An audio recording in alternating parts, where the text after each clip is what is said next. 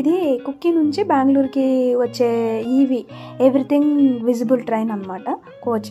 So ఇదేంటంటే కొండ మధ్యలో నుంచి, లోయలో నుంచి ఒక 34 or 30 టన్నల్స్ ఉంటాయి. ఆ టన్నల్స్ మధ్యలో నుంచి వస్తూ ఉంటుంది. సో దీనికోసమే దీని కాస్ట్ ఎక్కువే, జర్నీ టైం కూడా ఎక్కువే. కాకపోతే ఆ సీనరీ అంతా చూడడానికి ఈ ట్రైన్ బుక్ చేసుకుంటారు. ఇప్పుడు విషయం ఏంటంటే దీని గురించి కాదు, ఇక్కడున్న వ్యక్తి ఉన్నారు కదా, తను కొండ మధ్యలో లోయలో ఏ స్పెషలిటీస్ ఉండవు అనమాట. అవైలబిలిటీ ఫుడ్ కానీ, ఒక షాప్ కానీ, కిరాణా షాప్ కానీ, లేదంటే అప్పుడప్పుడు జలసాలకి మూవీ చూడడానికి కానీ, ఈవెన్ ఇలాంటివి ఏవి అవైలబిలిటీ ఉండవు. తను కొండ మధ్యలో ఇలా నేను చూపించే చిన్న కుటీరంలో గుడిసె వేసుకొని దాంట్లో ఉంటారు. ఇతనే ఒక చాలామంది ఉంటారు. ఈ 8 hours జర్నీలో ఇన్ని కిలోమీటర్స్కి ఒకరు, ఇంత డిస్టెన్స్కి ఒకరు ఉంటారేమో తెలియదు, మనకి ఫ్రీక్వెంట్గా కనిపిస్తూ ఉంటారు.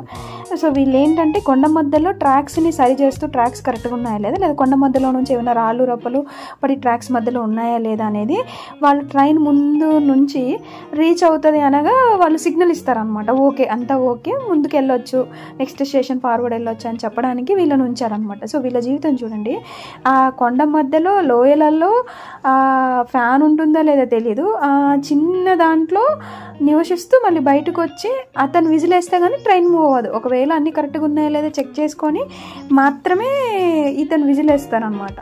సో అప్పుడు ట్రైన్ మూవ్ అవుతుంది. సో ఇలాంటి వాళ్ళని చూస్తే మనకి ఏమనిపించాలి అంటే, ఇంత ఇదిగా ఉన్నా కూడా ముందుకు వెళ్తున్నారు, జీవిస్తున్నారు కదా. మనకి అన్ని సౌకర్యాలు ఉండి అన్నీ చేసి పెట్టినా, ఏదో 10th ఫెయిల్ అయ్యామనో, లేకపోతే ఇంకేదో అయింది, ఇంకేదో ఫ్రెండ్ మాట్లాడలేదనా, టీవీ రిమోట్ ఇవ్వలేదనా, ఇలాంటి వాటికి సూసైడ్స్ అనేవి కరెక్టేనా? ఒకసారి మీరు కూడా ఆలోచించండి.